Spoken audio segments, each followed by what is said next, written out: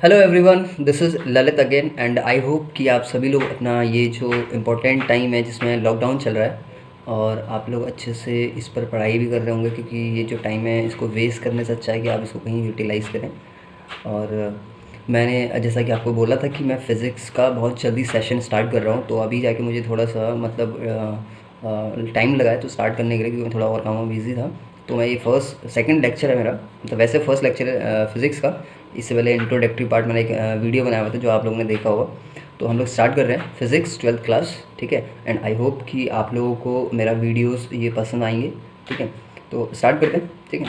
तो फिज़िक्स का जो 12th का हम लोग जो बात कर रहे हैं उसमें सबसे पहली चीज़ जो आपको समझनी है वो ये है कि फ़िज़िक्स 12th की पूरी इमेजिनेशन पे बेस्ड है, ठीक है। क्योंकि जो 11th का पार्ट है वहाँ पर हम लोग क्या देखते हैं कि वहाँ पे जैसे आप लोगों ने देखा कि साइकिल का पहिया घूम रहा है, राइट है, या रोलिंग वाली चीज़ें वहाँ पे आप देख सकते हैं चीज़ों को। तो आप अगर देखेंगे तो उनको ईजी हो जाता है एनालाइज करना। बट अगर आप अभी 12th की बात करूँ तो इसमें आपको ज़्यादा से ज़्यादा इमेजिनेशन करना होगा। तो आपकी आई शुड प्रिफर यू कि आपकी इमेजिनेशन पावर जो होनी चाहिए वो थोड़ी ज़्यादा होनी चाहिए, ठीक है। तो हम लोग बात करते हैं, ठीक है, लेट्स स्टार्ट। तो फिज़िक्स 12th क्लास का जो है वो स्टार्ट करता हूँ और स्टार्ट करते हैं इलेक्ट्रोमैग्नेटिज़म से। इलेक्ट्रोमैग्नेटिज़म यानी ETISM, राइट है, इलेक्ट्रोमैग्नेटिज्म, ठीक। इसको बेसिकली हम लोगों ने क्या करा कि इसको 3 पार्ट में हमने डिवाइड कर दिया, ठीक। 3 पार्ट में इसको हमने क्या कर दिया, डिवाइड कर दिया। और सबसे पहला जो हमारा आता है वो आता है इलेक्ट्रोस्टैटिक, राइट है। इलेक्ट्रोस्टैटिक एक पार्ट है। दूसरा इसमें आएगा हमारा मैग्नेटिज्म, TISM, मैग्नेटिज्म। और थर्ड आएगा हमारा ऑल्टरनेटिंग करंट, जिसको हम AC करंट भी कह सकते हैं, AC, राइट। अभी ये तीनों हमें पढ़ने हैं, लेकिन तीनों हम अलग अलग चीज़ों में पढ़ेंगे। मतलब इलेक्ट्रोस्टैटिक एक अलग पार्ट है, मैग्नेटिज्म एक अलग पार्ट है, अल्टरनेटिंग करंट एक अलग पार्ट है। तीनों लेकिन किस में आते हैं, इलेक्ट्रोमैग्नेटिज्म में आते हैं, ठीक है। अब इसमें क्या है करना है, इलेक्ट्रोमैग्नेटिज्म पहले हम समझ लेते हैं कि इलेक्ट्रोमैग्नेटिज्म में हम पढ़ेंगे क्या। जो इलेक्ट्रोमैग्नेटिज्म है इसमें हम एक ही चीज़ करते हैं, वो है स्टडी ऑफ चार्ज, ठीक। स्टडी ऑफ चार्ज मतलब कुल मिला के हम हर जगह पे जो तीनों पार्ट हैं उसमें एक ही की बात करते हैं, वो है चार्ज, राइट। तो इलेक्ट्रोस्टैटिक में क्या पढ़ेंगे हम, देखिए अगर इलेक्ट्रोस्टैटिक की थोड़ा बात करूँ तो इलेक्ट्रो मीन्स होता है इलेक्ट्रॉन, और इलेक्ट्रॉन बेसिकली हम बोल सकते हैं इसको चार्ज बोल सकते हैं, ठीक है, CHARG, चार्ज, ठीक। और यहाँ पर स्टैटिक मतलब होता है रेस्ट। मतलब क्या हुआ कि अगर जब भी आप किसी चार्ज की स्टडी करते हैं रेस्ट पर, चार्ज की स्टडी करते हैं रेस्ट पर, तो वो आता है इलेक्ट्रोस्टैटिक के अंदर, राइट। तो charge at rest is called electrostatic. अगर इसी चार्ज के पास एक वेलोसिटी आ जाए, चार्ज मूविंग विथ वेलोसिटी, ठीक है, मूविंग विद वेलोसिटी, तो उसको हम बोलेंगे मैग्नेटिज्म, ठीक। और तीसरा आता है ऑल्टरनेटिंग करंट। मतलब यही चार्ज के पास अगर एक एक्सेलरेशन आ जाए, तो चार्ज हैविंग एक्सेलरेशन, ACCELERATION, ठीक। बात समझ में आ गई। तो इलेक्ट्रोमैग्नेटिज्म बेसिकली सब divided into 3 parts, that is called electrostatic, magnetism and alternating current, AC current, right. Electrostatic मतलब क्या होता है कि चार्ज की स्टडी अगर रेस्ट में कर रहे हैं, मतलब वो अभी मूव नहीं कर रहा है, रुका हुआ है, तो उस टाइम पे उसकी जब हम स्टडी करते हैं उसको बोलते हैं इलेक्ट्रोस्टैटिक। जब वो मूव करने लगेगा उस टाइम पे जो हम उसकी स्टडी करेंगे उसको बोलेंगे मैग्नेटिज्म। और जब उसके पास एक एक्सेलरेशन आ जाएगा तो उस टाइम पे हम उसको बोलते हैं अल्टरनेटिंग करंट। क्लियर। इससे पहले कि मैं थोड़ा आगे बढ़ता हूँ, हमें ये जान लेना चाहिए कि चार्ज की प्रॉपर्टीज़ क्या क्या होती है, राइट। तो मैं अगला टॉपिक लेता हूँ उसमें, properties of charge, properties of charge, ठीक है। आपको ऐसे ही याद करना है जैसे मैं लिख रहा हूँ। नंबर 1, टाइप्स ऑफ चार्जेस कितने होते हैं, टाइप्स ऑफ चार्जेस, ठीक है। तो एक होता है पॉजिटिव चार्ज और एक होता है नेगेटिव चार्ज, क्लियर, ठीक। कुछ इसी में थोड़ा डिस्कशन कर लेते हैं। अगर पॉजिटिव आपको मिले या नेगेटिव चार्ज आपको मिले, तो याद रखना पॉजिटिव या नेगेटिव आपस में हमेशा रिपल्शन करते हैं, LSION। जस्ट लाइक मतलब कि एक बॉय है और दूसरा भी बॉय है, तो ऑब्वियसली बॉय में हमेशा रिपल्शन ही होगा, अट्रैक्शन नहीं होगा। हाँ, वो केस अलग है कि दोनों बॉय हैं, वो आप लोग जानते हैं, वो अलग केस होता है, ठीक है, एक्सेप्शनल हो सकता है वो, ठीक। दूसरा, लेकिन अगर पॉजिटिव नेगेटिव की बात करूँ तो इनमें हमेशा होता है एक अट्रैक्शन, ठीक है, अट्रैक्शन। या बोलो पॉजिटिव बॉय, इसको अगर मैं पॉजिटिव को अगर बॉय बोल दूँ थोड़ी देर के लिए और नेगेटिव को गर्ल बोल दूँ, राइट है, तो ऑब्वियसली इन दोनों में हमेशा क्या होगा, अट्रैक्शन होगा, ठीक है। आई होप कि ये आपको क्लियर हो रहा है। दूसरी चीज़, अब अगली चीज़ जो बात करते हैं, ठीक है, सेकंड थिंग हमारे पास क्या है कि unit of charge, basically unit of charge जो है उसको हम बोलते हैं coulomb, COULOMBS Coulomb's, right. Unit of charge क्या होती है? कूलम्स होती है, ठीक। Third, it is an scalar quantity, it is an SCALAR scalar quantity. ये आपको पता होगा, आपने पहले 9th में भी वैसे पढ़ा है कि स्केलर क्वांटिटीज़ और वेक्टर क्वांटिटीज़ क्या होती हैं, बट जिसको नहीं पता मैं उसको बता देता हूँ। स्केलर क्वांटिटीज़ वो होती है which have magnitude but no direction, जबकि वेक्टर क्वांटिटीज़ क्या होती है? जिसके पास मैग्नीट्यूड भी होता है एज वेल एज डायरेक्शन भी होती है, राइट। 3 प्रॉपर्टीज समझ में आ गई। चौथी है आपकी, सिंपल है, चौथी आती है आपकी smallest unit of charge. Smallest unit of charge जो होती है उसको आप बोलेंगे ई, राइट। उसको क्या बोलेंगे आप? ई, ये स्मॉलेस्ट यूनिट है, राइट। अब और बात करते हैं वैसे बेसिकली, और मैं थोड़ा इसको डीपली ले जाता हूँ। स्मॉलेस्ट यूनिट ऑफ चार्ज हम बोलते हैं ई, बट एक अभी जो नया डिस्कवर्ड हुआ है उसको हम एक नए नाम से भी जानते हैं ई के अलावा, उसको बोलते हैं क्वार्क, QUARK। मतलब इस ई से भी बहुत छोटा है क्वार्क, बट इसको हम अभी यूज़ नहीं करते हैं या इसको अभी हम मानते नहीं है कि हम लोग क्वार्क को इस्तेमाल करें। बेसिकली अगर कभी भी आपको एग्जाम में ये पूछता है कि स्मॉलेस्ट यूनिट ऑफ चार्ज क्या है, तो आप ई ही लिखेंगे, ठीक है। ये क्वार्क बस आपकी नॉलेज के लिए बता दे रहा हूँ, जिसकी वैल्यू जो होती है वो होती है +-E/3, ठीक है, या फिर +-2E/3, ठीक है। बट आपको हमेशा किसको कंसीडर करना है? स्मॉलेस्ट यूनिट ऑफ चार्ज को, ई को ही कंसीडर करना है, क्वार्क को कंसीडर नहीं करना है। आप इसकी बात ये समझ लीजिए, ठीक है। अच्छा, उसके बाद मैं बात करता हूँ थोड़ी और आगे, मास ऑफ इलेक्ट्रॉन। ई क्या है? ई क्या बोलेंगे ई को? ये ई है इलेक्ट्रॉन, हाँ, इसको ध्यान रखें आप। ये इलेक्ट्रॉन, ELECTRON, राइट है, इलेक्ट्रॉन है। तो अगर मैं इसके मास की बात करूँ, मास ऑफ इलेक्ट्रॉन होता है 9.1 × 10⁻³ kg, राइट। अगर मैं मास ऑफ प्रोटॉन की बात करूं वो होता है 1.6 × 10⁻27 kg, और यही जो मास ऑफ प्रोटॉन है ये लगभग इक्वल टू होता है मास ऑफ न्यूट्रॉन के। माना कि मास ऑफ न्यूट्रॉन का मास ऑफ प्रोटॉन से थोड़ा ज़्यादा होता है, बट हम लोग ऐसा कंसिडर करते हैं कि चलो ये इसी के बराबर, लगभग बराबर, थोड़ा सा ज़्यादा होता है, ठीक है। नेक्स्ट प्रॉपर्टी पे आता हूँ इसकी, राइट। नेक्स्ट प्रॉपर्टी पे थोड़ा अगर आगे चल के बात करें हम, तो इसकी 5th प्रॉपर्टी आती है quantization of charge. Quantization of charge, right. Quantization of charge क्या होता है? देखो मैं थोड़ा इसको आपको थोड़ा अच्छे से बताता हूँ। मान लो आपके पास एक न्यूट्रल बॉडी है, और आपके पास एक और बॉडी है जो ये भी क्या है? न्यूट्रल है, ठीक है। अब ध्यान से सुनना, न्यूट्रल, देखो सबसे पहले बात समझना है कि न्यूट्रल क्या होता है।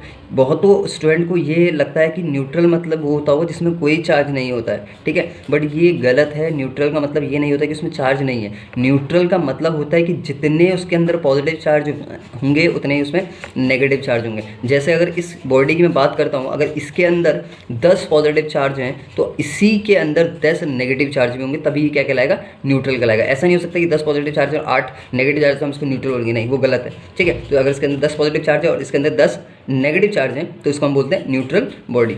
अब लेट अस सपोज दैट कि इस बॉडी के अंदर मैंने क्या करा, इससे एक इलेक्ट्रॉन निकाल दिया, राइट है, और वो इलेक्ट्रॉन को मैंने इस न्यूट्रल, ये बॉडी 1 है, ये बॉडी 2 है, ठीक है, मैंने सेकंड बॉडी को ये डिस्चार्ज कर दिया, इसको दे दिया। अगर हम एक इलेक्ट्रॉन इस बॉडी से इस बॉडी को देंगे तो इस पर जो चार्ज आएगा, देखो लेने वाले पर चार्ज आएगा E नेगेटिव, और जो दे रहा है उस पर चार्ज आ जाएगा E पॉजिटिव, ठीक है। पहले छोटी सी बात समझिए, ठीक है। तो क्वांटाइजेशन ऑफ चार्ज क्या होता है, मैं आपको बहुत ही सिंपल लैंग्वेज में बताता हूँ।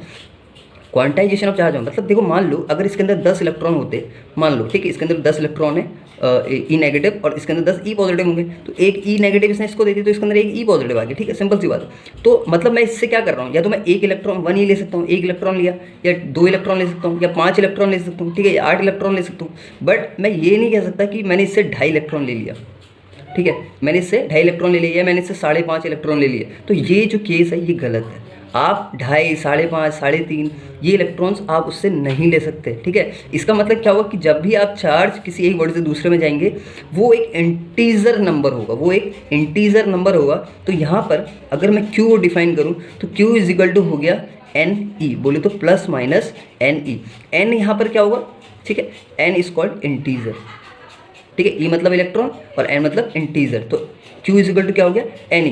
अगर आपने एक इलेक्ट्रॉन दिया तो N की वैल्यू कितनी हो गई 1, तो इसका मतलब मैं Q = क्या लिखूंगा 1 × E, ठीक है, +-। पर अगर आपने 2 करे तो Q = क्या लिख सकता हूँ +-2E, ठीक है। मैं ऐसा नहीं लिख सकता कि मैंने इसे 3.5 इलेक्ट्रॉन दे दी तो Q = 3.5E, मैं ऐसा नहीं लिख सकता, ये जो केस होगा वो गलत होगा। तो इसका मतलब अगर क्वांटाइजेशन ऑफ चार्ज को अगर हम डिफाइन, तो quantization charge is defined as the integer ठीक है, विद एन इलेक्ट्रॉन। ठीक है, आप इसको ऐसे भी डिफाइन कर सकते हैं, इंटीजर नंबर ऑफ चार्ज भी कर सकते हैं। Integer quantization charge define as the integer number of charge. ठीक, ये थोड़ी छोटी छोटी सी बातें हैं जो हमने कर ली हैं। ठीक, अब थोड़ा सा मैं आपको थोड़ा और समझा देता हूँ इससे। एग्जाम्पल के तौर पर अगर हम इसको देखते हैं, मान लो मेरे पे एक बॉडी है, ये एक बॉडी है। ठीक है, अब अगर मान लो मैं एक इसके ये जो है सिस्टम है, ये आइसोलेटेड है। ठीक है, this system is called isolated system, isolated system. ठीक है, अच्छा आइसोलेटेड सिस्टम क्या होता है? बहुत बार सवाल बच्चों को समझ में आता है यार आइसोलेटेड बोलते हैं, बट आइसोलेटेड क्या होता है? देखो आपने पहले भी पढ़ा है, अगर जिसको नहीं पता वो देख ले। आइसोलेटेड मतलब होता है वो बॉडीज़, ठीक है, ऐसी बॉडीज़ जिससे क्या होगा, कोई भी मास या चार्ज ना तो बाहर जाएगा और ना बाहर से अंदर आएगा। बात समझ में आ रही है? मतलब ये एक ऐसी वॉल है, ना तो इसके अंदर आप बाहर से कोई मास या चार्ज दे सकते हो और ना जिसके अंदर से बाहर मास और चार्ज बाहर नहीं जा सकता। और इस टाइप की बॉडीज़ को हम बोलते हैं आइसोलेटेड बॉडीज या आइसोलेटेड सिस्टम। राइट है, मेरे पे इसके अंदर ए, बी और सी, ठीक है, 3 है बॉडीज़ है। मान लो इसका चार्ज है 1 कूलम। राइट, इसका चार्ज है 1 कूलम, इसका चार्ज ले लिया हमने 5 कूलम।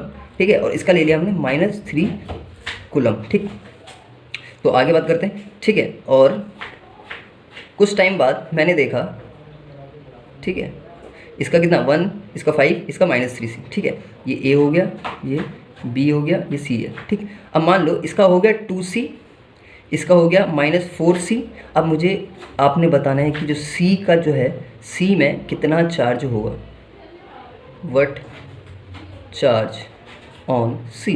ठीक है, तो अब यहाँ पर क्या होगा, देखो सिस्टम के अंदर टोटल चार्ज कितना था पहले आपको देखना पड़ेगा। देखो 5 + 1 6, 6 -3 कितना, ठीक है, मैं लिख सकता हूँ 1 + 5, ठीक है, -3 = 5 + 1 6, 6 - 3 3, तो प्लस का 3। इसका मतलब सिस्टम का टोटल चार्ज अगर मैं देखो तो कितना है, +3।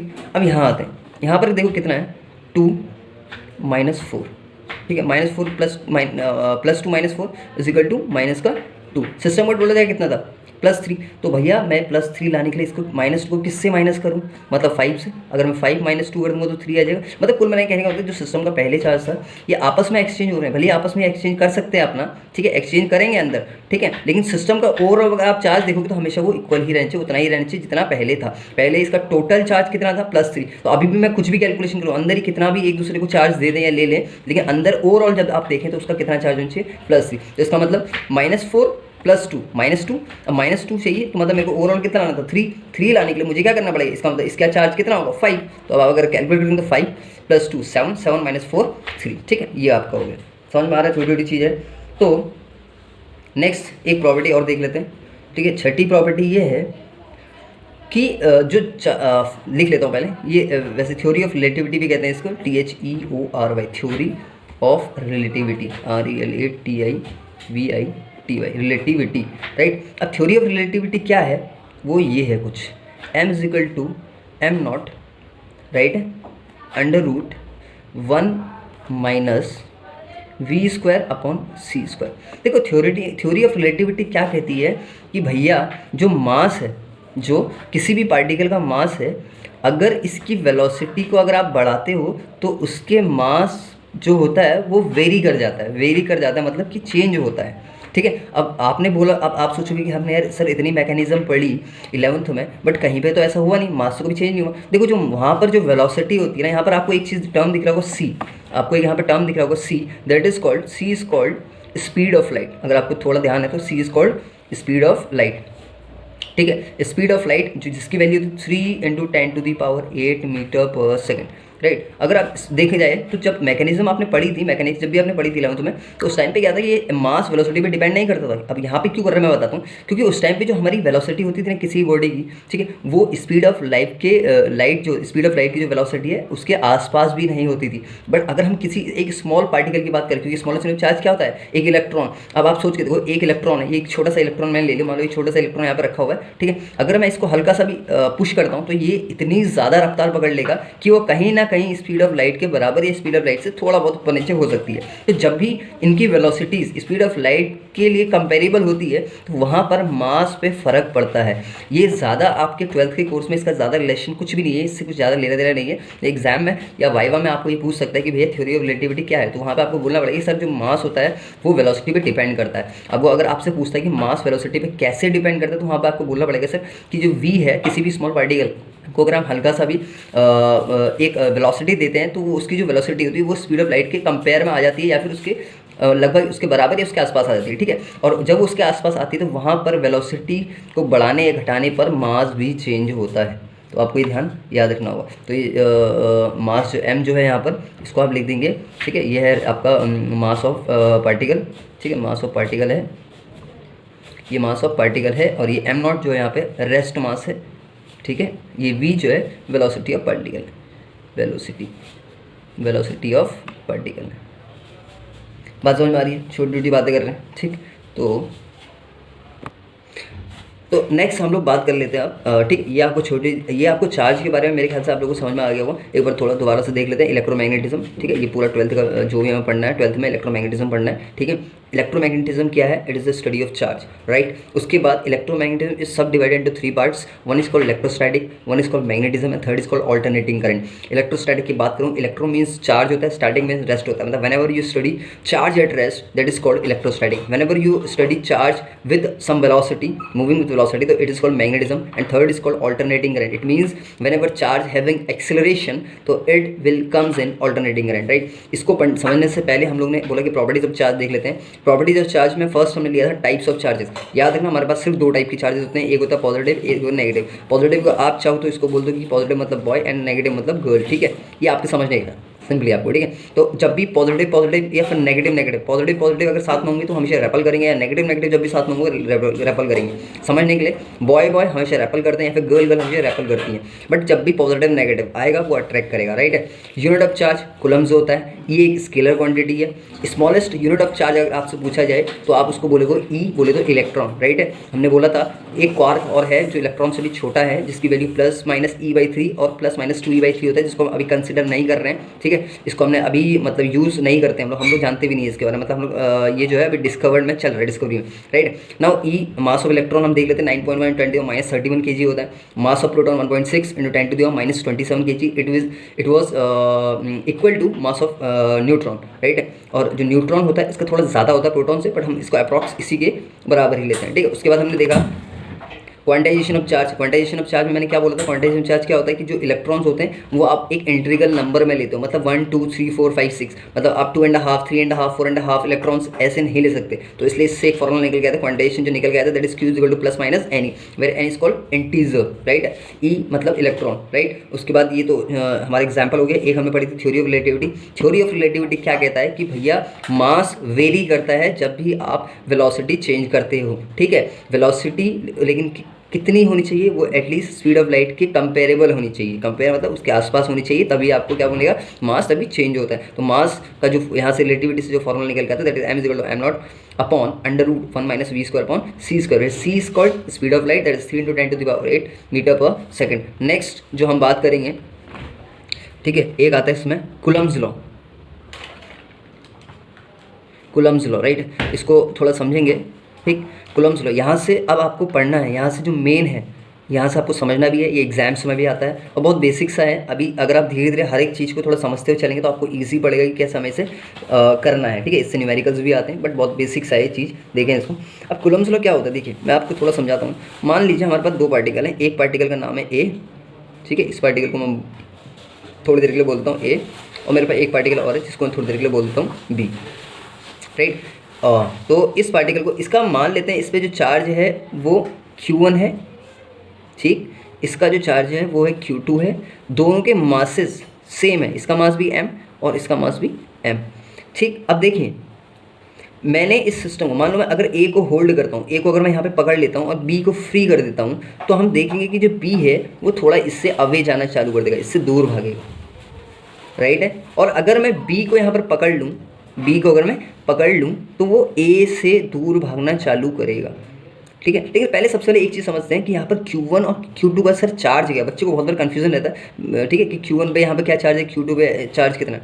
देखो अगर Q के आगे कोई साइन नहीं दिख रहा है, इधर वाले Q के आगे भी कोई साइन नहीं दिख रहा है, तो हम हमेशा क्या लेते हैं कि वो भैया पॉजिटिव ही होगा। अरे मैं 1 लिखता हूँ ना, बोलता हूँ 1 पॉजिटिव नेगेटिव, आप क्या बोलते हो 1 पॉजिटिव है सर। जैसे आगे बोलो 1 + 3 करो, तो आप ये थोड़ा सोचो कि 1 नेगेटिव है, तो आप क्या करते हो 3 + 1 कितना करते हो 4, क्यों, क्योंकि इसके आगे तो पॉजिटिव है बट 1 के आगे पॉजिटिव नहीं है, तो आपको क्या बोलते हो 4 हो जाता है। ठीक है, जैसे लाइक दैट कि Q1 और Q2 के आगे भी क्या है, तो दोनों पॉजिटिव है।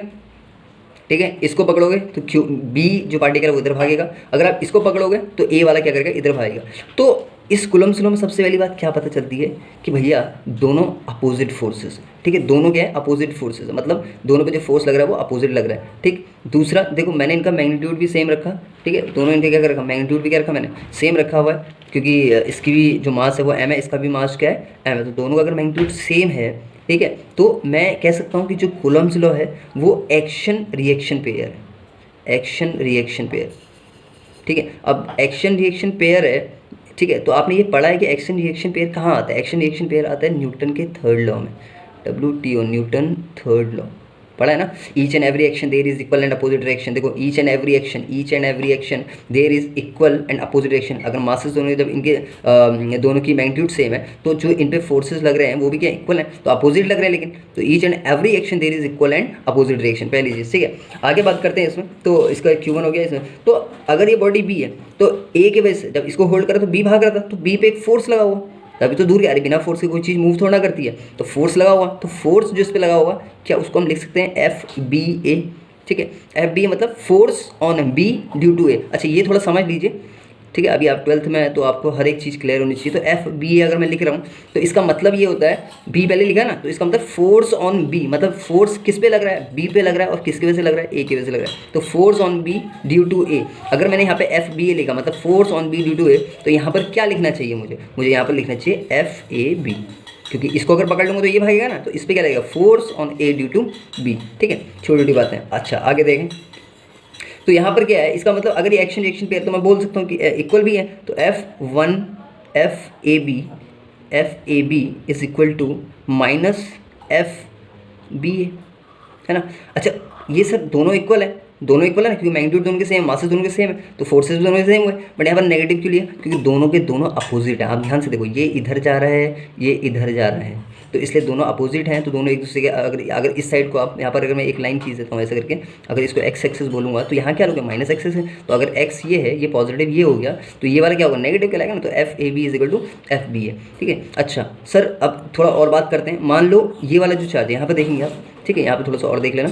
मान लो ये जो चार्ज था इसका Q1 था, मास अभी भी M ही है, A बॉडी है, ठीक है, यहाँ पर एक और बॉडी है B, ठीक है, इसका Q2 है और मास M है, दोनों का मास सेम है अभी भी, Q1 Q2 है, लेकिन मैंने क्या करा थोड़ा चेंज कर दिया, इसको प्लस का कर दिया और इसको माइनस का कर दिया। अब आप देखोगे क्या कि अगर मैं इसको होल्ड करता हूँ तो पॉजिटिव वाला इधर को आएगा ना, अरे प्लस माइनस मैंने क्या बोलता अट्रैक्ट करता है, तो पॉजिटिव वाला किधर को आएगा नेगेटिव को, तो ये आ गया आपका नेगेटिव की तरफ को, राइट है। अगर मैं इसको पकड़ लेता हूँ तो नेगेटिव वाला कहाँ को आएगा, पॉजिटिव की तरफ, अट्रैक्शन है तो ये इधर को आएगा, बात समझ में आई। लेकिन अगर आप अभी भी देखो तो दोनों एक दूसरे के अपोजिट है, ये इधर को जा रहा है वो उधर को जा रहा है, दोनों अभी भी क्या है अपोजिट है, तो फिर से क्या है एक्शन रिएक्शन पेयर, तो इस पर कंफ्यूजन मत करना, ठीक। तो अभी भी क्या है एक्शन रिएक्शन पेयर। तो अकॉर्डिंग टू कूलम्ब्स लॉ वो बोलता है कि भैया जो फोर्स, जो दोनों पे जो फोर्स लग रहा है, इस पर लग रहा है आपका FAB और इस पे लग रहा है FBA, तो जो ये फोर्सेस लग रहे हैं FAB बोलो या FBA बोलो, ठीक है, ये जो फोर्सेस होते हैं वो directly proportional to their charges होते हैं,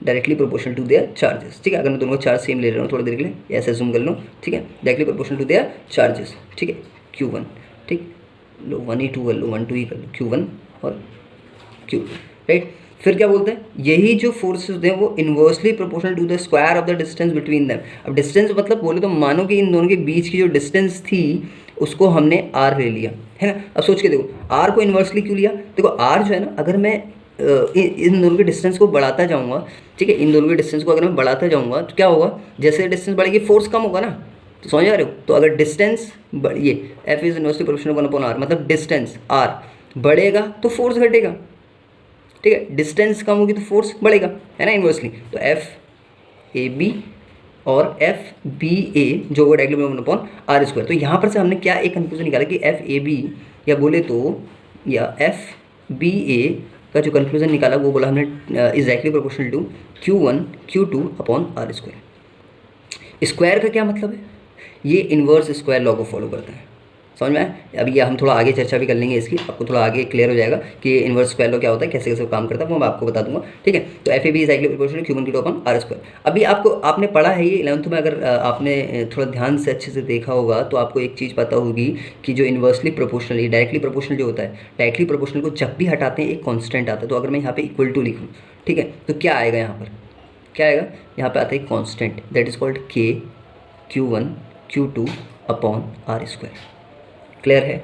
यहाँ पर जो K का वैल्यू है, अब इस कांस्टेंट है तो K का वैल्यू फिक्स होगा, इसका जो वैल्यू होता है वो होता है 9.1 इंटू 9.1, हाँ 9 इंटू 10, 9 ही लेते हैं, 9 इंटू 10 टू दी पावर 9, ठीक है, न्यूटन मीटर स्क्वायर पर कूलम स्क्वायर। ये आप निकाल सकते हो कैसे, अगर आप F equal to K Q1 Q2 upon R square कर रहे हो, K की वैल्यू, K का यूनिट निकालना है तो K को यहीं छोड़ो, बाकी इधर ले आओ, ठीक है। तो K को अगर इधर ही रहने दिया तो R स्क्वायर इधर चल जाएगा, तो F R स्क्वायर और Q1 Q2 नीचे आ जाएगा। अब सोच के देखो, F को क्या लिख दो न्यूटन, R स्क्वायर को लिख दो, R मतलब डिस्टेंस है, डिस्टेंस को मेजर करते हैं मीटर में, तो मीटर R का मीटर, स्क्वायर का स्क्वायर अपॉन कूलम, Q का चार्ज का तो वो क्या होता है यूनिट, तो C इंटू सी कितना, C स्क्वायर मतलब newton metre square upon coulomb square. बात समझ में आ गई होगी, ठीक है। K का वैल्यू कितना होता है 920 और 9 newton metre square upon coulomb square, right. Next ये हो गया। अच्छा K का मान लो थोड़ा K का किसी को वैल्यू याद नहीं है, राइट है, ये जो न्यूमेरिक वैल्यू वो किसी को याद नहीं है, तो फॉर्मूला वाइज भी इसको कर सकते हैं। इसकी जो वैल्यू फॉर्मूला वाइज उसका आता है वो है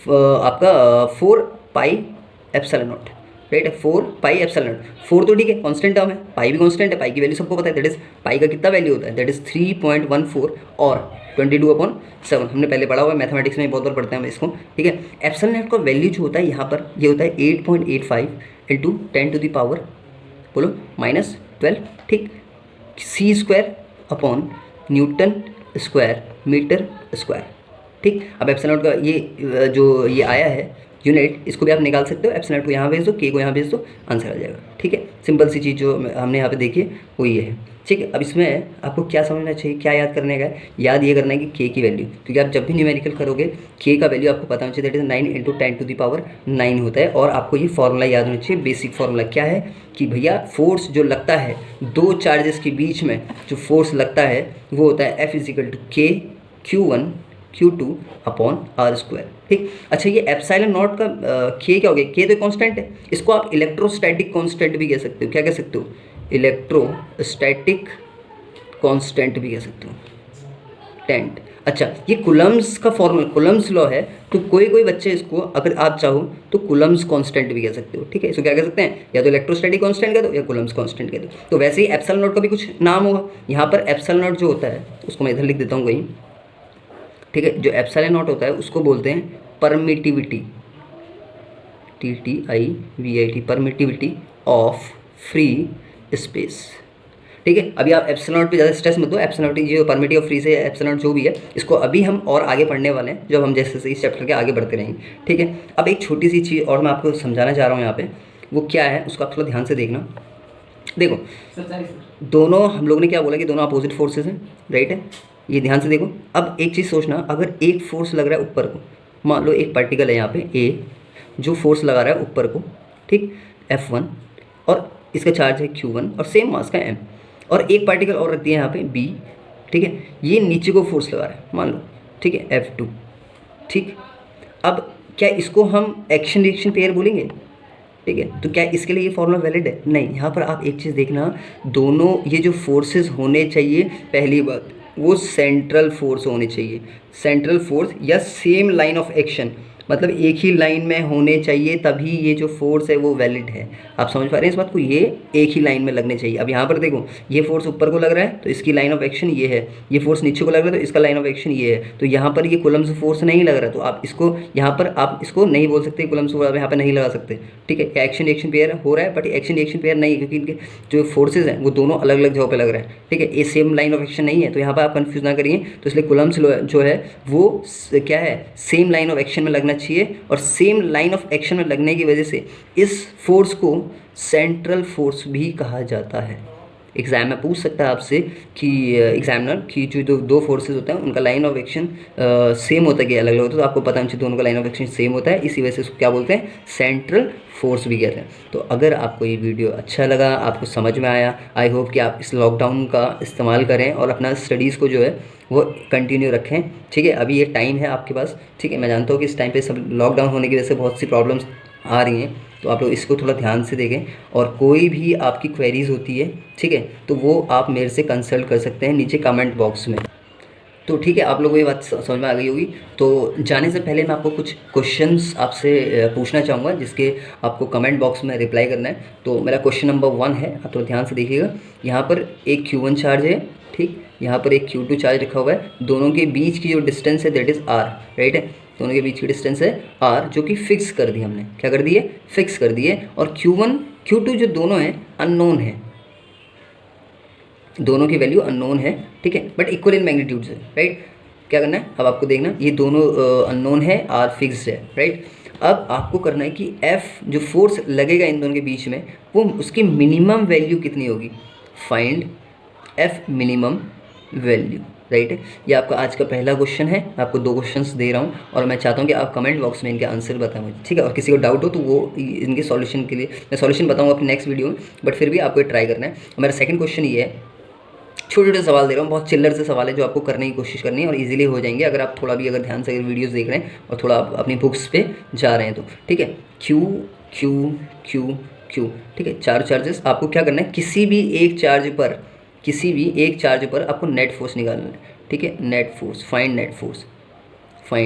net force on any one charge, ठीक है, क्यू। और क्यू सब सारे के सारे क्यू है सेम है, ठीक है।